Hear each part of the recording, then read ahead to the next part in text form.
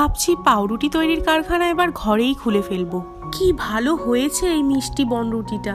জানো, ছোটবেলায় যখন এই রুটিগুলো কিনে খেতাম না, রুটির ভিতরে শুধু টুটি ফ্রুটি খুঁজতাম। টুটি ফ্রুটি খেয়ে না আর মন ভরতো না।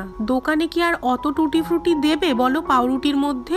তাই ছোটবেলার সেই টুটি ফ্রুটি খাওয়ার ইচ্ছেটা বড় হয়ে নিজেই পূরণ করলাম।